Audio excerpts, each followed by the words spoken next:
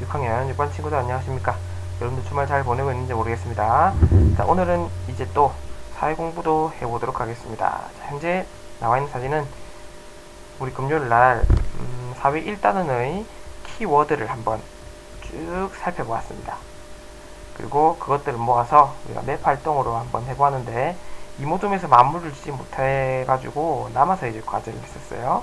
자, 그런데 여러 친구들이 이 모둠의 활동을 도와주는 그런 장면 되겠습니다. 자, 항상 이런 마음으로 공부해 주시기 바랍니다. 그럼 오늘 공부할 문제로 넘어갈게요. 자, 사회 1단원. 자, 선생님이 1단원은 원래 교과서 순서가 아니라 새롭게 바꾼다 그랬어요. 자, 그래서 헌법과 함께 떠나는 정치여행이라는 이름으로 이제 사회 1단원을 공부하게 됩니다.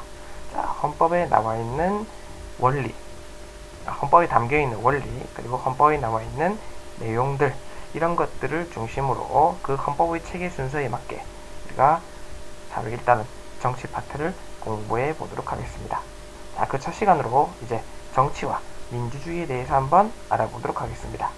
자, 여러분, 정치하면 가장 먼저 떠오르는 것이 무엇인가요? 그렇죠, 바로 대통령. 맞아요. 또 우리 반장, 부반장, 네, 또 국회의원, 또 시장, 도지사. 맞습니다. 자, 여러분들 흔히 생각하는 그런 부분들은 네, 전부 다 선거와 관련된 그런 것들이죠. 네, 또 자, 민주주의는 이제 어떤 게 있을까요? 민주주의 하면 떠오르는 거. 4.19 혁명. 1학기 때 배웠던 거 나왔어요. 또 그렇습니다. 6월 민주항쟁. 여러분들 네, 1학기 때 배웠던 내용들을 떠올리고 있네요. 자, 그러면 이제 조금 더 이제 정치와 민주주의 그런 깊은 뜻을 알아보도록 하겠습니다. 자, 먼저 정치란 개인과 사회 차원으로 선생님이 한번 나누어 보았습니다. 자, 개인 차원에서는 이제 서로 다른 사람이 생각이 다르기 때문에 갈등과 대립이 생기게 됩니다. 자, 이 경우에 이러한 갈등과 대립을 조정하거나 해결하는 그런 과정이 이제 정치라고 본다는 겁니다. 네, 여러분들이 흔히 생각하는 그런 대통령이라든지 네, 반장, 부반장 이런 거하고는 좀 약간 또 차원이 다른 그런 문제가 되겠죠. 네, 우리 반의 일상에서도 이게 정치의 활동이 포함된다는 겁니다. 네, 여러분들 사이에서도 문제가 생긴다거나 그랬을 때 이런 것들을 해결하는 것, 그럼 다 정치가 되겠죠. 뭐하고 놀까에 대한 고민, 네, 이런 것들도 정치가 될 수도 있다는 거예요.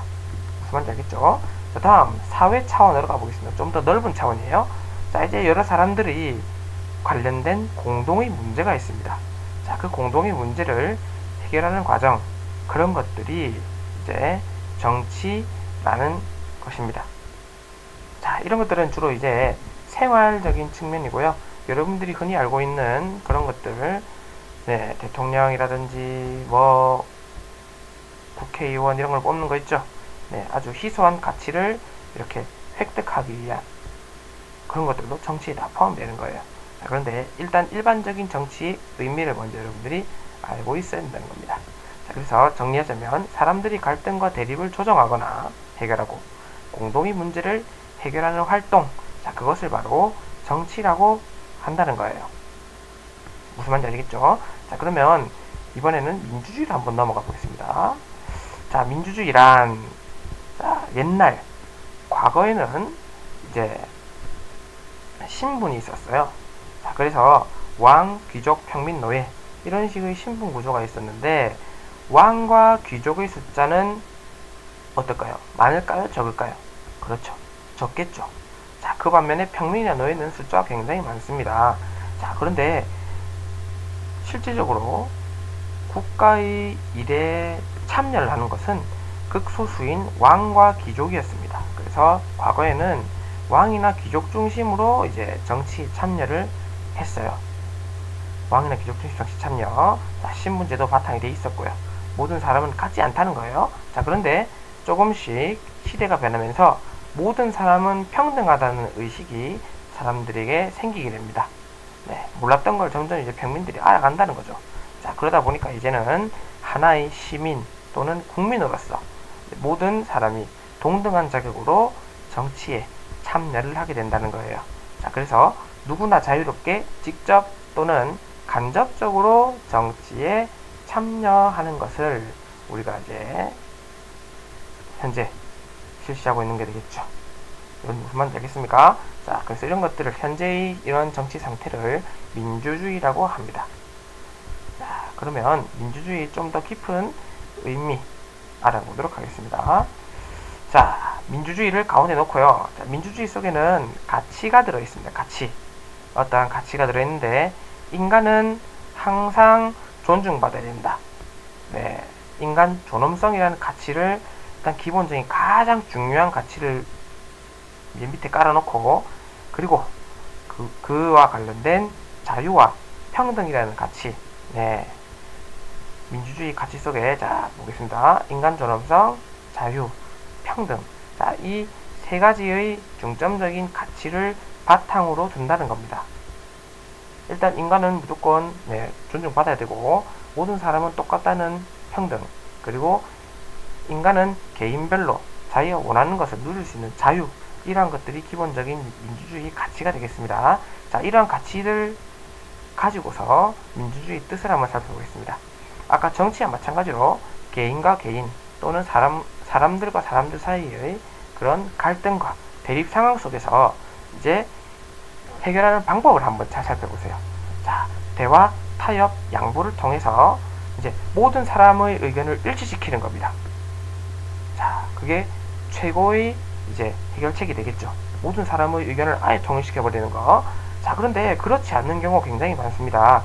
자, 그래서 우리는 다수결의 원리를 사용해서 이제 최대한 많은 사람의 그런 만족을 이제 높이는 방향으로 해결해 나가고 있습니다. 자, 그런데 이때 우리는 반드시 소수 의견을 존중해야 됩니다. 무슨 말인지 알겠죠? 근데 우리가 흔히 생각하기에는 다수결로 해요 하는데, 자, 이것이 최선책이 아니라는 것, 바로 차선책입니다. 차선책. 두 번째. 그러니까 최선은 가장 좋은 해결책, 차선책은 두 번째로 좋은 해결책, 이렇게 생각하시면 되겠습니다. 네, 해결 방식이 있어서 이제 이런 차이가 있었죠. 아까 정치에서는 해결 방법에 대해서는 이제 모든 것을 다 포함하고 있었지만, 민주주의에서는 대화, 타협, 양보를 통해서 전원 일치하거나 아니면 다수결을 통해서 다수의 의견을 따르는 방법. 네, 이것이 바로 민주주의가 되겠습니다. 이해되겠죠? 자, 그러면 여러분들 오늘 이제 이 영상을 보고 나서 과제가 하나가 있습니다. 자, 과제가 뭐냐면 생활 속에서 이제 정치 활동의 사례를 한 가지씩 찾아오는 겁니다. 자, 가정에서 이루고 있는 가정에서 이제 나타나는 그런 정치 사례, 네, 학교에서 나타나는 정치 사례, 사회 일반적으로 우리 뉴스나 그런 데서 볼 수 있는 정치 사례, 이런 것들 여러분들이 한 가지씩 찾아와서 이제 모든별로 그 사례들을 쭉 모아보도록 하겠습니다. 자, 그러면 또 하나의 새로운 작품이 탄생하게 되겠죠. 자, 오늘 배운 내용 한번 정리해 보도록 하겠습니다. 자, 정치와 민주주의인데요.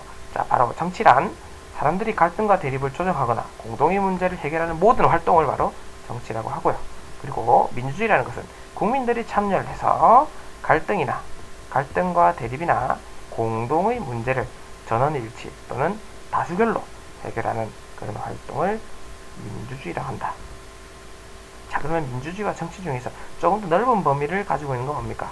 그렇죠. 바로 정치가 되겠죠. 정치의 다양한 방식 중에서 이렇게 국민들이 참여해서 동등하게 참여해서 이렇게 전원일치, 다수결로 해결하는 이런 것들이 바로 민주주의가 되겠습니다. 자, 그러면 여러분들 조사 과제를 찾아서 디딤 영상 노트에 정리까지 해오는 거 잊지 마시기 바랍니다. 자, 오늘 사회수업 여기서 마치겠습니다.